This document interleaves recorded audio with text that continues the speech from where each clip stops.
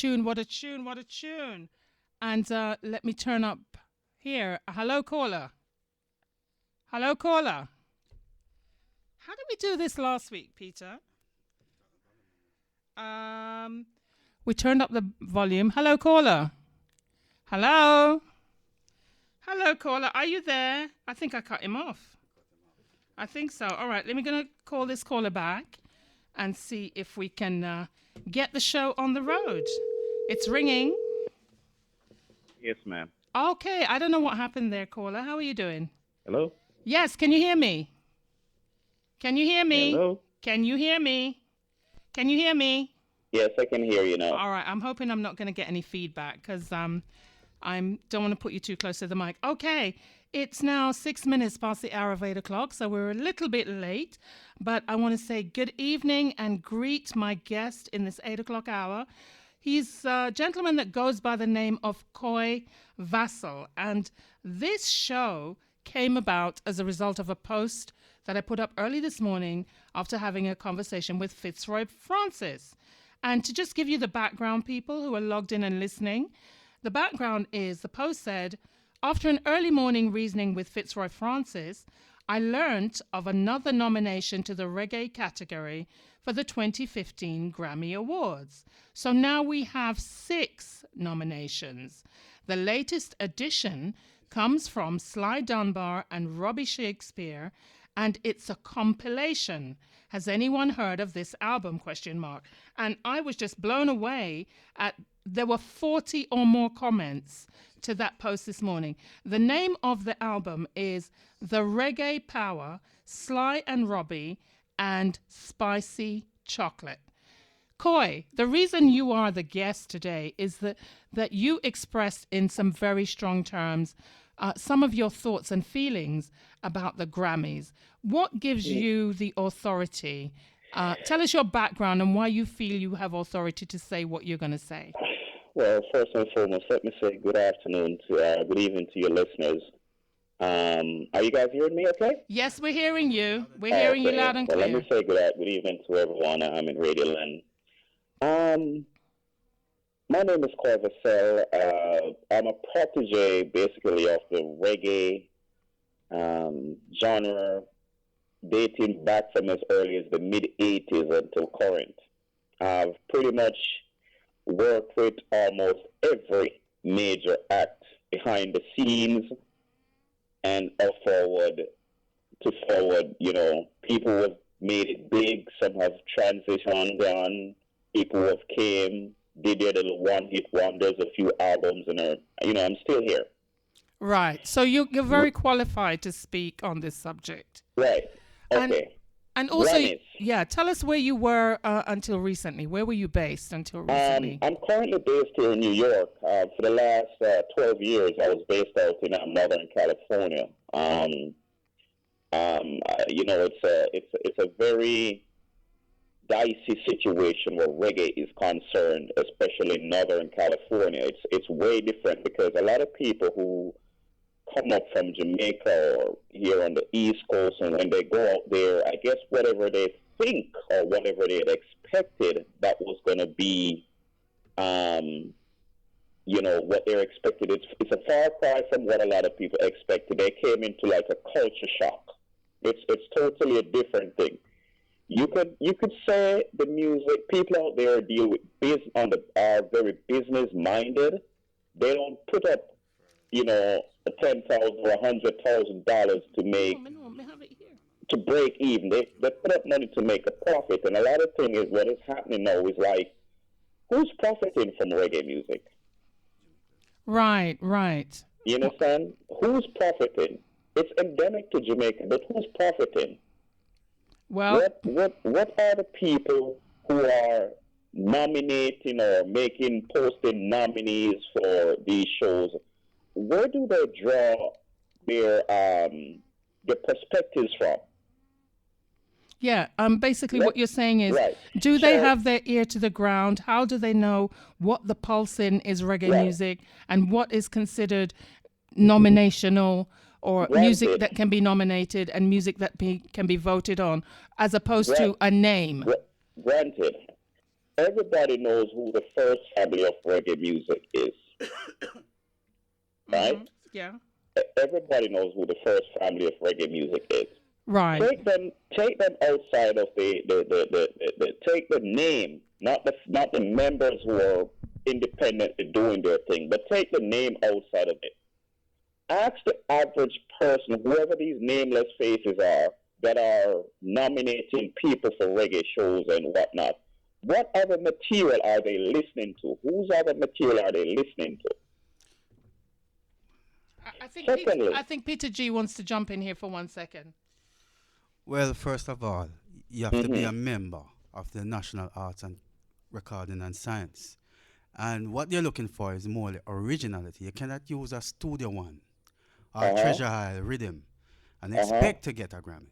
You understand? You have to come original. That's what they're looking for. Okay. But then, go ahead, Coy. Let me step right in there with original. Yes, I do agree to a point. Bob Marley himself has done cover versions. There are other people who have covered Bob's songs. There are tons of artists out there right now who are, look at the R&B, the hip hop, the funk, the neo soul, all those other genres. It's every year, even if you have one or two familiar faces, you have different categories. Reggae is lumped into one category. Whether it's dancehall, whether it's roots, whether it's whatever it is, it's all lumped into one category. So if you have an artist like Damian Marley or Julian Marley or Kimani Marley or Ziggy, who puts out an album, and you look on that album, it has different, genres of music punched into that album. But basically, all thing that happens is that the people who are, basically behind the scenes are only looking at the name brand names, pretty much. Yeah, and that would certainly explain, certainly in the last 5 years, who has won, the name brand names, who has won, and why they've won. If your premise is right, that would certainly explain why. Definitely in the last 5-8 years, certain artists have won, and that explains the reason why they have won. The current, all right. I admire everyone's talent. Being that I've worked behind the scenes as a, stage. I've done stage. I've done sound. I've done studio. I've been on the road. One of the things that I can tell you is that if you take up 10 major reggae, whether group or artists in the last 5 years, listen to all those albums. There's probably like 30 albums or 20, 30 albums come out. I ask anyone to tell me, what do they hear when they listen to these albums? What's the one message that comes across in these albums? I'm not sure. What's your perspective on what comes across? If you say you're going to take up a reggae album and you're going to listen to some reggae music, and I ask people to say, when people say, they said, why do all your songs sound so much the same way? Wow. You get what I'm saying? I'm not trying to point any fingers here, but I'm saying, why do all your songs sound so much the same? So you're saying... If you listen to Morgan, if you listen to Chronics that just came out, if you listen to a Richie Spice, if you listen to a Culture Knox, if you listen to a Luton Fire, it's like you're listening to the same material on different tracks by different names. So what you're saying is there's no versatility in the music, in the tracks? It's fun. And if you do come out now and you listen to, let's say they do collaborations. The collaborations that they do are with practically the same artists, same genre of artists.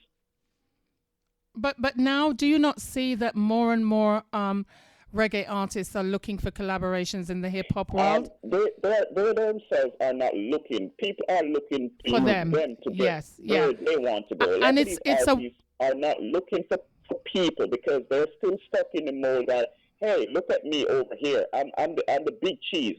Look at me over here. You want to get on reggae, you got to work with me. I don't need to and work not with going you. anywhere fast, right? With that attitude. Right.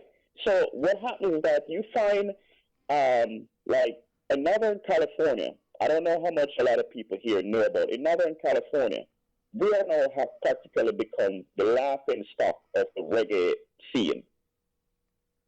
Repeat that again, please, Coy. Huh? Repeat that I last. said, especially in Northern California, we have practically become the laughing stock of the reggae scene.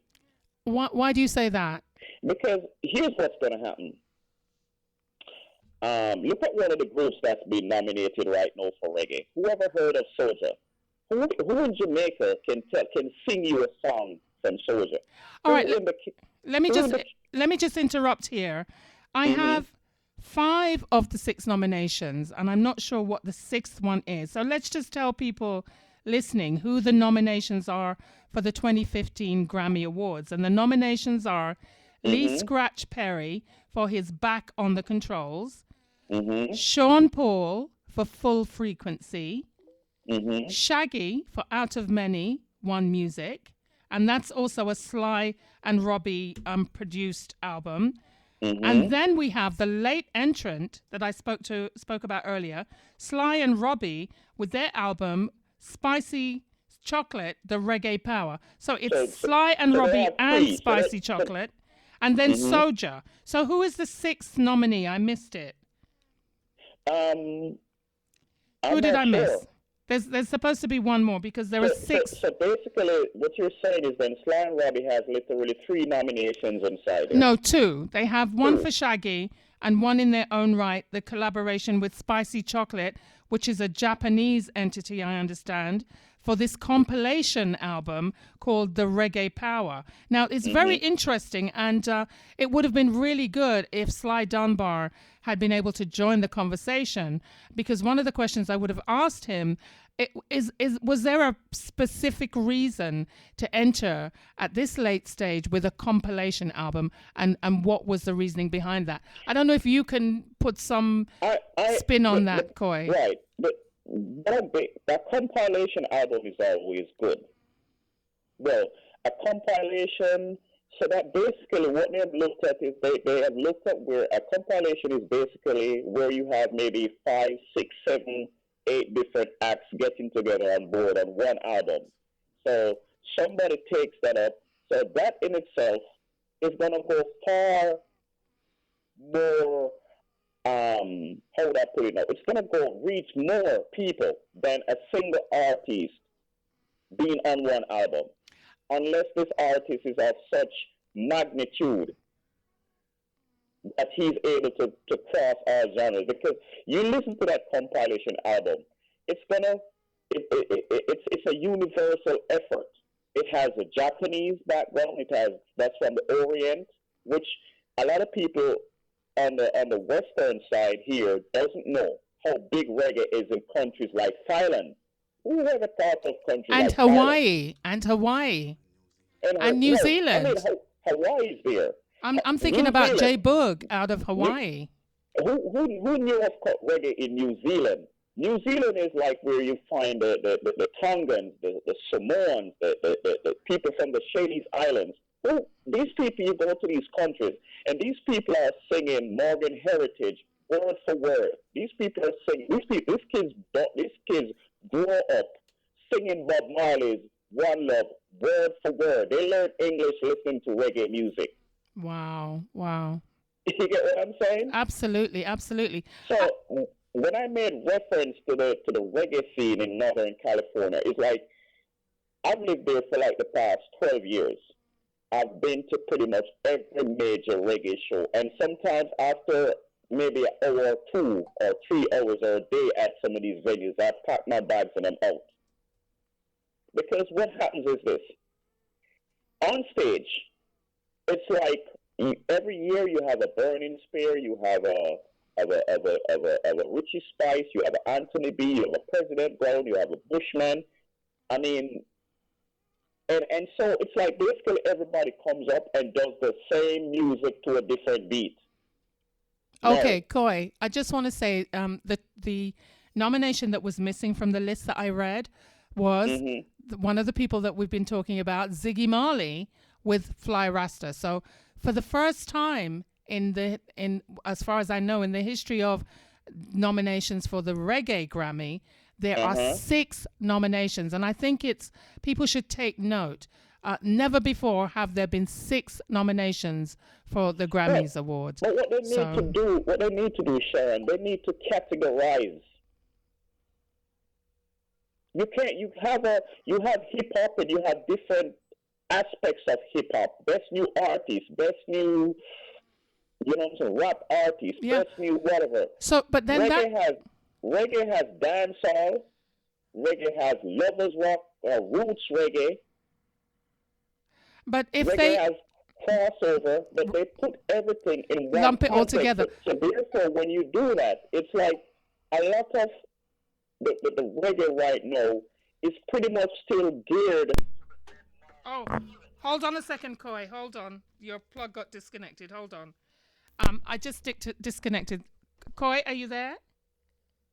I think I'm going to have to call him back. I think we got disconnected, people. So fascinating conversation here with Coy, and I'm calling him back. He's calling me, I think, or am I calling? I'm calling him back. I didn't realize there were 2 chat rooms, but we're trying to get Coy Vassal back on the line. And where are the comments from the chat room? Hello? Yes, hi, Coy. Sorry about that. I disconnected your speaking port. So we're back with you now. Sorry about that. You were saying something. I had mentioned that Ziggy Marley with Fly Rasta was also a nominee for the Grammys. And you were talking about everything being lumped together for reggae, but other genres of music have different categories. And I just wanted to say that perhaps speaks to the level of disregard and I have to say disrespect. Hello? Did I lose you? Did I drop you again? Hello, Coy? Hello? Hello? I think I lost Coy again, but we're going to call him back.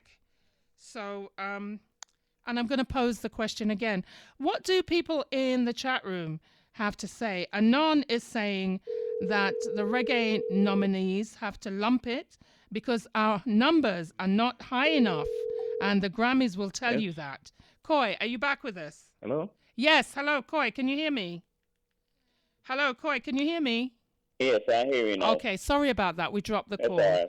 You were saying about reggae, the reggae category being lumped together as one category, whereas every other genre has several categories. And I think that speaks to the disregard and, frankly, disrespect that's accorded to reggae artists. What do you think? Well, it is a fact. It's been a fact. I mean, look at our artists. I mean, I remember, I think Sean Paul did get to go on stage and get a Grammy. Beenie Man at one time did get a stage to go on Grammy. They don't even allow us now these days hardly to walk on stage and collect to a Grammy. They're like it's some sort of a backstage. And if they let us say perform, I mean, one time they had Sean Paul perform with, who was it, Sting or somebody, and we don't get a set. We don't get to perform. Was it 2 years ago they had a thing with Elephant Man and Beanie Man and something like that, and then they brought in was Nicki Minaj and stuff like that on our show. I mean, it's like but even that was controversial because Shabba Ranks really put his foot down and refused to be a part of that group because he said it was disrespectful what they were doing. It is very disrespectful, and I concurred with him wholeheartedly. So, Coy, do you think there will ever be a day when reggae artists, indigenous, if that's the right word I'm looking for, or Well, Jamaican or Caribbean. Do you think there will ever be a day when the black Caribbean reggae artists decide to boycott the Grammys? here's my take on this. Here's my take. As long as in my category, there are a number of people or a number of issues that are wrong with the music scene, and until these issues are addressed, nobody will look at us with the respect we deserve. There are people who call themselves promoters. I call them demoters. Talk about the demoters, right? And the reducers. There are people who think themselves are managers. I call these people Damagers. Conagers. That's what I call them. Say that again? I call them conagers. Conagers. Oh, conagers. We call them damagers. They're not managers. They're conagers. We call them damagers. Damagers. Right. Yeah. Do you remember the song? Beres Hammond had a song a few years ago. You fall for one of them sweet lies. Yes. You remember that song? Yes. Every time I hear that song and it resonates in my head where the conagers and the demoters play their part in the scheme of things. The words of the song, it says, Jack is a Mac. And he comes around every Sunday and Monday, maybe Tuesday, maybe 7 days of the week. And then what happens is that these people fall for these sweet lies. Every time. And until the people who are sitting down and penning their songs and not taking the necessary steps to garner the knowledge about the business, they're going to constantly be hustled. They're going to constantly signing away their rights. They're going to constantly be sidelined. Right, because there's no unity. I just want to say Anon 3969, and I suspect that's MEA, Michelle Arthurton, boss lady herself, is saying the reason that reggae artists are getting their awards backstage, not televised, is the advertisers are afraid of the artists saying something they're not supposed to say. And another comment from her is that let me just say I'm going to tell you something that I'm going to put it out there, and I know a lot of people are going to say, "Hey, that's a lie. Nothing happens like that." But let me tell you something. Let me tell you what is happening right now when it comes to Jamaican reggae artists. There was a time when Jamaican reggae artists had to take their guitars out and perform inside the U.S. Embassy inside of Kingston just to make sure that they're actually artists. Okay. A lot of people didn't remember that, right? Then a lot of these artists are coming over. And one of the things that they actually have to be signing, or the managers for them are actually having to be signing, is the MOU. Oh, Memorandum of Understanding. Of understanding. No profanity, no bashing lyrics, no, none of that stuff. But regardless of that, there are artists out there who qualify on every single level, but we're not seeing them nominated for these Grammys. So the problem lies with the nominating committee, as you said. The crab in a barrel mentality, and people thinking they're bigger than, it is very prevalent. Say that again, Coy. I didn't catch that. The crab, what we call as Jamaicans, let me go in Jamaican parley, crab in a barrel mentality. Okay. People who, instead of pushing the other person up and try to elevate each other, they pull them down. That mentality is very distant. Okay. Right? All right. When you have these upstarts who, when they're coming up and because they find themselves with a little following, maybe one or two songs, they tend to want to live the champagne life overnight. And they can't sustain it because they're not making any money. And when after 6 months to a year, they do realize that they have actually spent more, than they've earned. They have made more for others than they have actually got in their own pockets. Then they turn around and said, "I don't want that manager no more. I don't want that producer no more. I don't want to be around that scene no more. I want to make some money now." Well, listen, you don't have the material anymore because you've now voiced 2, 3 albums for this particular producer, and this producer puts your albums up on a shelf. He owns you. Right. I mean, reggae artists really need to take a leaf out of the book of a lot of these R&B artists who are extremely popular in the public eye. Their music is played, they're doing Right? tours, but yet they still But end up. but Hang on a arrogant. second, Coy. Let me just make the point. Let me just Mm-hmm. make this point, Coy. Reggae artists need to take a leaf out of the books of a lot of R&B artists who are extremely successful, touring all over the place, music up the Yahoo, album sales through the roof, but yet still they're still filing bankruptcy. Why is that? And it goes back to education. It goes back to education. I just want to read some of the comments in the chat room, Coy, because you know the Conduit listeners are a very astute bunch, right? So one of the comments is from Daddy Lion Chandel in the chat room, and basically he's saying that there has to be a change. Anon, which is Michelle, has mentioned that artists don't want to come together, you know, have their own award ceremony, but they don't want to come together because of the same crab in the barrel mentality where they don't want to elevate somebody else but themselves. But then what happens is that if nobody's elevated, all will sink.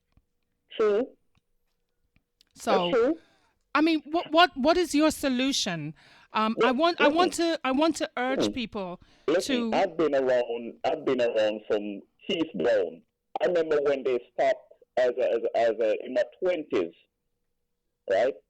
I remember when the only time you get to see certain artists like Dennis Brown, God rest his soul, or Gregory Isaacs, or Yellow Man, you had to go to MX3 Lawn in Negril, or Roots Bamboo, or Cocoa Palm, or some out of the way to see these artists because people coming in now, they're like, oh, we don't want them old school. Hip-hop had taken over the land. Everybody would sit down and put their money down for Sting and Sashi and Foot Loaded and all these shows, right?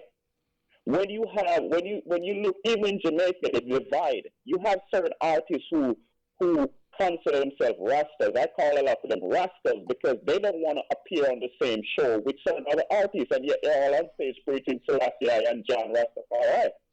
And they don't want to appear on show. Either they don't want to appear before or after. It's an ego thing. It's so funny. These same artists will come to America and they tour all of the north and the west, the northwest, and the midwest. And if they're approached by some people, i.e. me, to say, hey, listen, we're having a little jam session, your own Jamaicans are here, they want to, see you guys meet and greet, you know who answers the phone?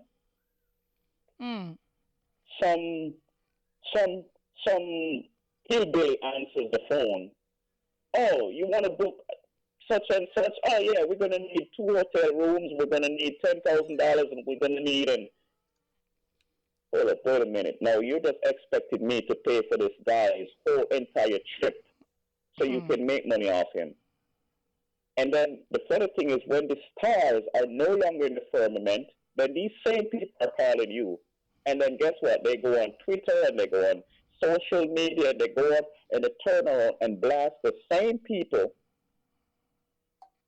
who they didn't want to work for in the first place. Right. So basically, you're not good enough when you're rising, but when you're falling, that's when you're running back to the people. Social media, and they turn around and blast you because you don't want to pay them. I think artists really need to, unless you're a headline artist, and I don't think there's one. Maybe I can mention one artist, a couple of artists, maybe.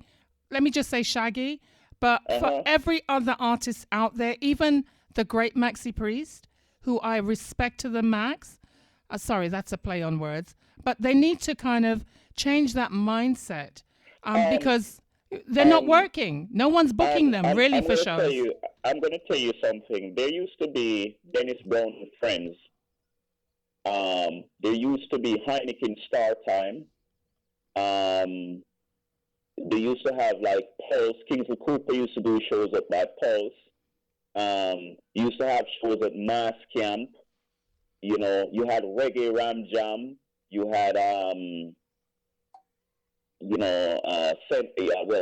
had was St. Mary McComfort. You had Well, that's still going on, as is it's Rebel still going on. Salute. You had Cockatives. You had Richie Stevens, a guy who used to do shows. And basically what I remembered is like these days everybody takes out their iPhone and they make a video and they're instant internet sensation and they go on a rhythm and they hump, they beat the crap out of this rhythm and they probably sell like 5,000 singles. Mixtapes. Mixtapes, 5,000 singles they get On the one rhythm, yeah. That's also what's killing the music. Get themselves on a couple hundred dub plates, and next day you hear nothing about them.